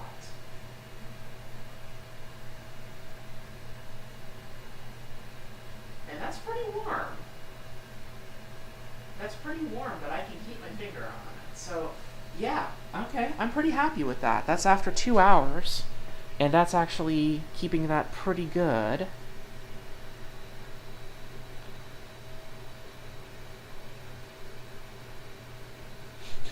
Yeah, that's a really good point. Voyager also had the status quo problem, that they kept having to go back to the status quo because you can't have long-standing plot lines in Trek, and it was just so infuriating. Because Voyager is a series which really could have benefited from a more serial format, but they were so hamstrung by preconceived notions of what Trek is supposed to be that they didn't let the show be itself at any point. And so it just turned into this distilled Star Trek-like product. And, like, don't get me wrong, it's got actually some great moments, like, but also it's just, oh, that crimped really badly. That crimped really badly. Oh, maybe it'll still work. Do I have another shroud for that, or do I have to go digging? I don't think I have any on the desk. I think I might have to go digging. These ones are PHs, which are the tighter ones, and the print finally finished.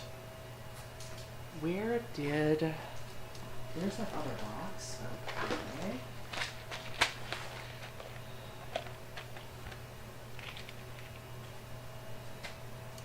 Alright, fan shrouds. You want some fan shrouds? I'll give you some fan shrouds.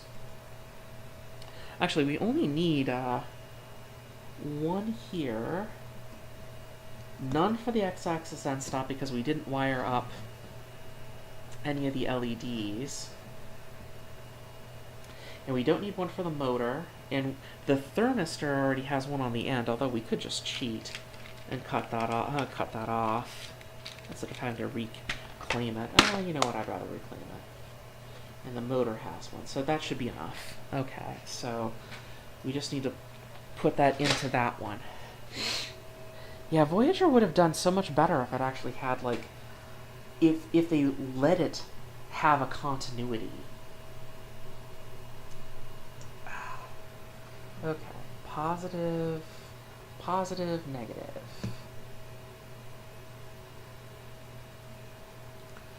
it goes in like this, which means the hook has to be up, which means it has to be on that side. And it's so bloody small that I can't force it in there with the wire alone.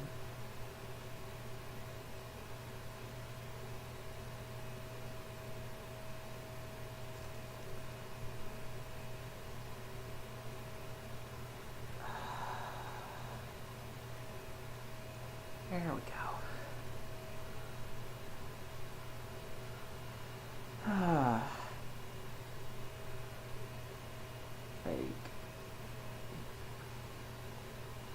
And then, of course, we all know what really happens is that Roger Moore finally went, you know what, I'm done with Trek. I'm done with this goody two-shoe stuff, and they made Battlestar Galactica after that. There we go. And that can go right there. Oh, I really wish that I... Wow, that's really sticking up there, isn't it? Oh, well, that should be okay, I guess. Okay, so the thermistor, we want probably, like, that much wire, maybe? That's probably as much as we need.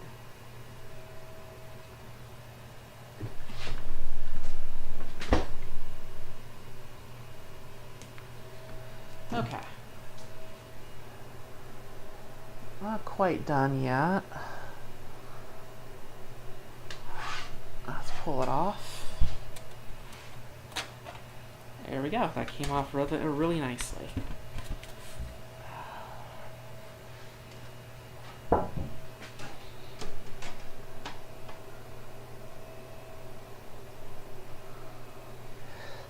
So yeah, there we go.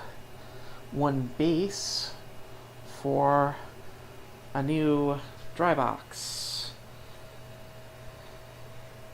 Let's print off one of the sides now before it gets too cold.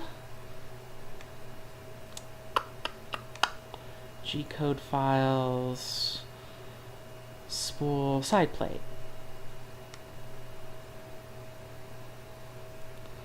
And we'll see if it actually levels this time without it throwing a beyond tolerance limit.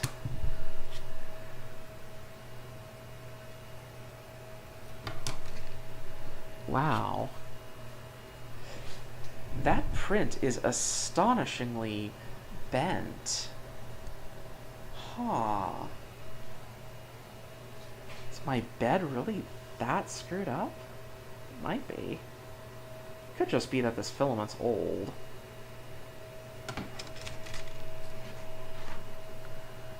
Wow, that is surprisingly bent. Interesting.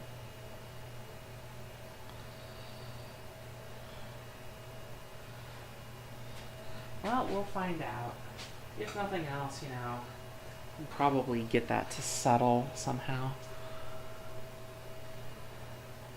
Suppose I could get a straight edge and just check to see how flat that bed actually is.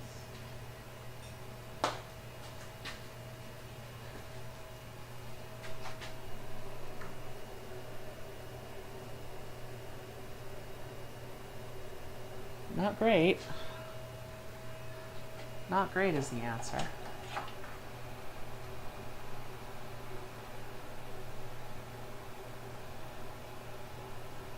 Yeah, that really dips in the middle. Wow.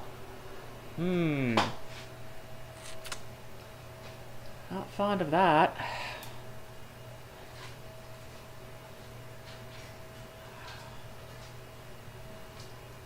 Might have to fix that someday.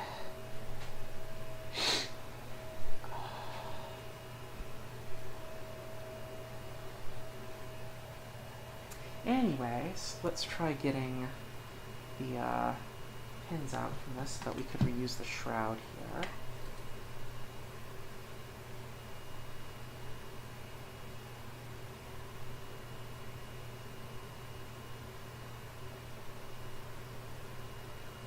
It's a lot easier when you have tweezers that don't suck.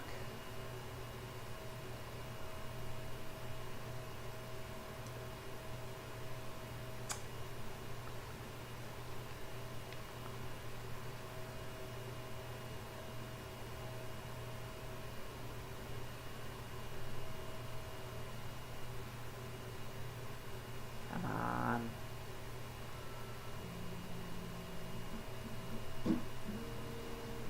There we go. Alright, one extra fan. Oh, one extra plug shroud. Yay.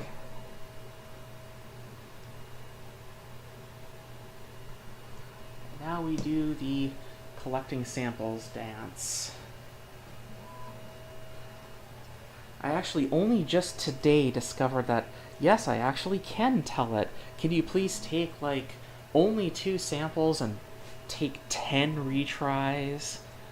Because these wireless sensors are not very good, or my print bed is just that lousy. I wouldn't be surprised if either is the case.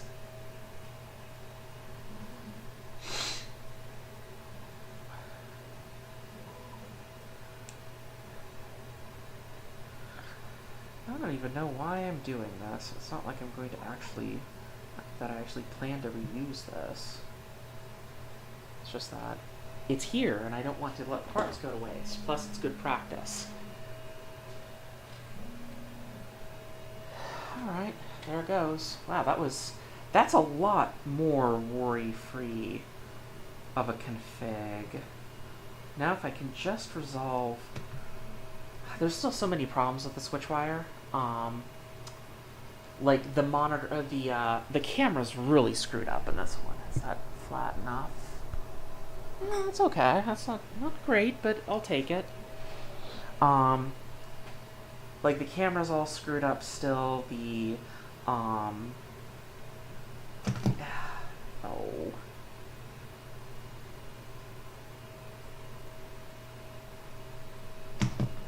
Come on. There we go. The camera's screwed up still. The print bed still has a lot of issues in trying to get it all like leveled properly. The meshing doesn't quite work. I haven't done any input shaping or any real tolerance tuning or anything with that really.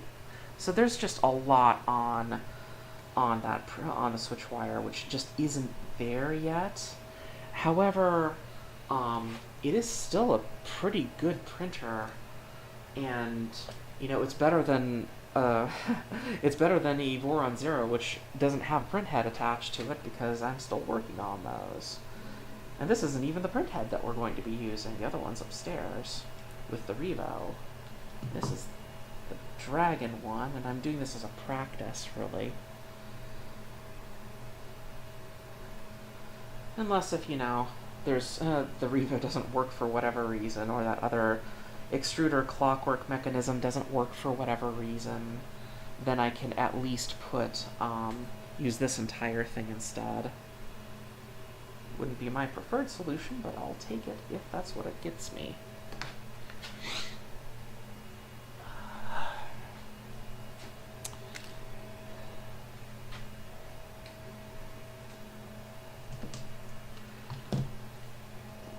I do happen to like Mainsail though. The Voron Zero has Octoprint on it, and Mainsail is a lot nicer feeling. So someday I'll probably redo the V0's Pi install and put Mainsail on it instead.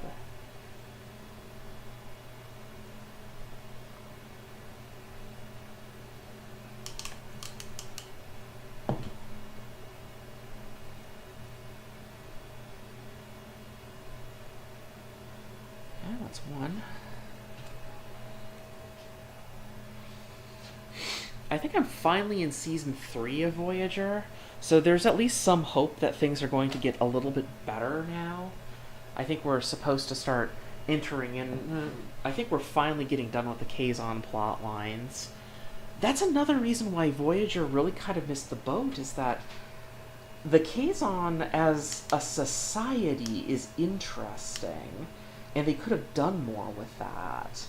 But they simply didn't. They basically did, Klingon knockoffs because we don't have any idea what else to do. But they could have had a much more interesting continuous plotline with that, but they didn't do it. Yet another missed opportunity, because they were beholden to being a very, very, very episodic show, and they could have not been that, but, they didn't have the opportunity.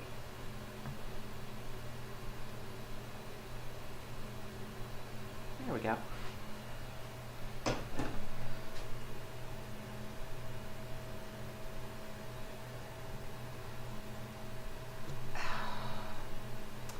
And the nice thing about these is that polarity doesn't matter. Yay!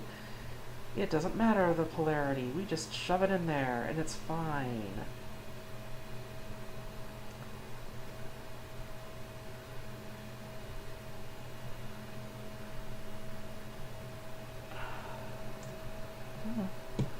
Okay, there we go. So what I'm learning here is one, we really should make sure that whenever we do these, we should put a little bit of heat shrink on the ends of these to completely insulate it, because you can see the metal right there. Like I could get some of these little tiny probes and power this through the connector, and we don't want that. So I should put heat shrink on the back of these, and the cabling does work. You can see the path is a lot tighter here. And here's the little mounting block that goes on the back of it, and it goes approximately under there. And you can see that it does completely avoid it. So yeah. So we need to have this wiring path does in fact work, so that's good. And the trick is we have to keep the lines really, really tight. We don't want these lines to be any longer than they have to be, because otherwise it will stick out. Like right there is probably the longest that I would like to take that. Those are not cutters. There we go.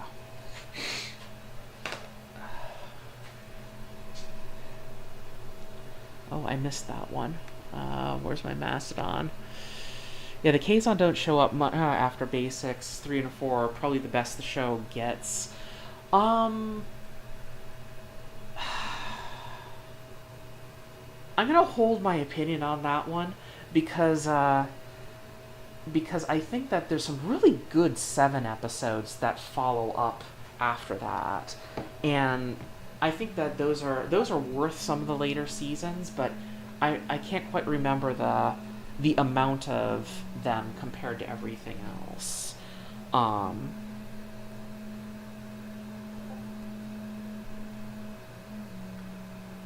Just a second, my housemate's asking me a question.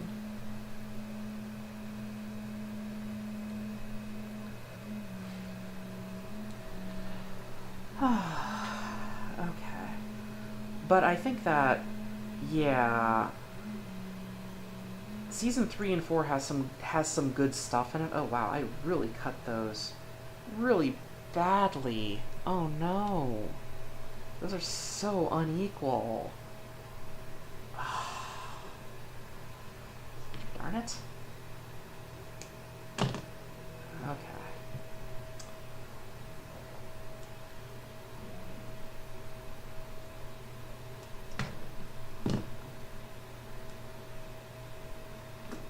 Ugh. These high temperature lines are just, they're cloth covered, but they feel sticky? Waxy? They feel waxy.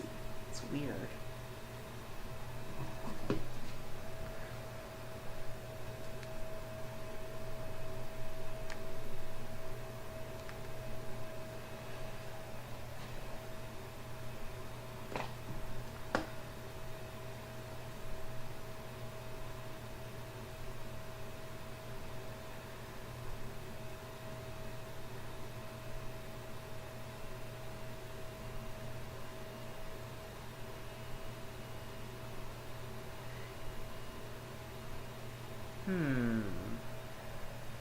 would it have been better to go deeper into the concept of the Kazon in an alternate version of Voyager that didn't have to be beholden to being episodic?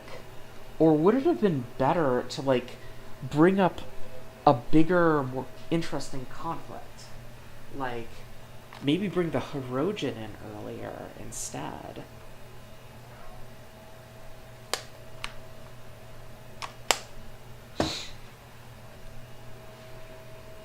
Like, I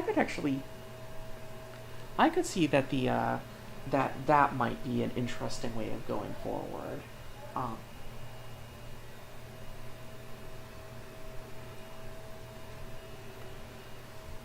I don't know. I think, yeah, just a second. Just a second.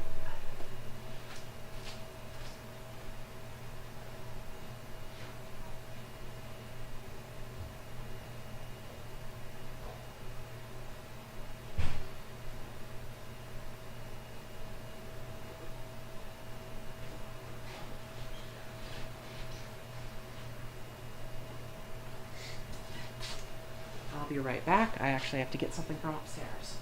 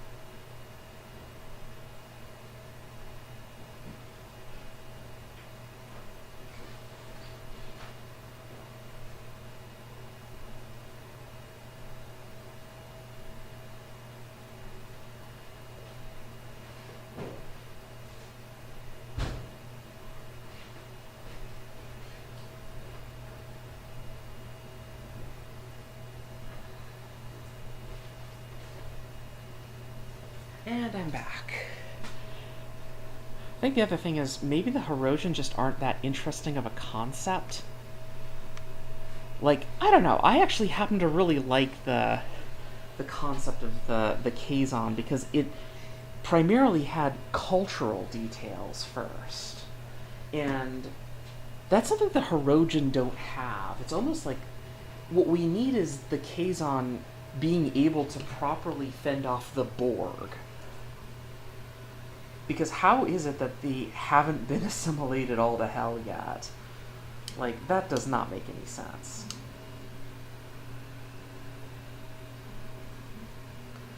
Like, you'd think that that would be the big problem. And you would want a plot that has, like, something that could at least hold the Borg's own. And that could actually be interesting because if you're having to deal with both of them, then you have the problem of... Then you have interesting plot avenues where, well, what if they have some kind of special anti-Borg tech? Or even more interestingly, what if there's actually something cultural that they have that keeps the Borg away, that keeps them from being assimilated by the Borg? And what the hell is that?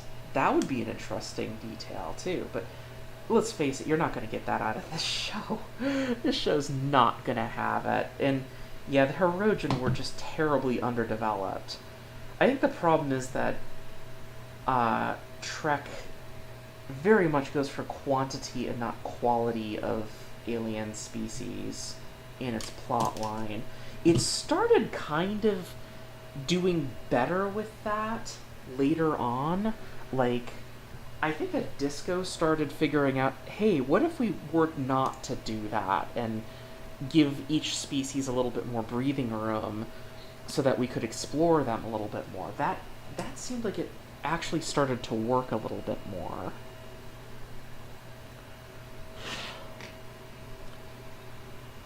Okay. Come on. I know. I should have put this on first, but I didn't because I was lazy.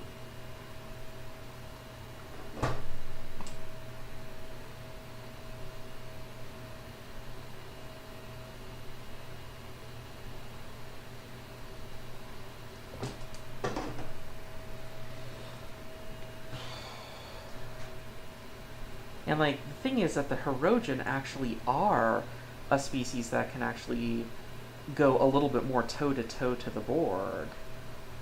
But, yeah. And the problem, species 8462 continues to be an interesting detail, but it's almost as if they went too far with the concept, because now you have the problem that the species, the competing species, is so mind-bogglingly biologically advanced that you can basically make bend their plot to do whatever you want them to do, and then it just becomes kind of boring as well. Like, and they're always kind of meant as a oh no, the heater's way over there, I screwed up. Oh.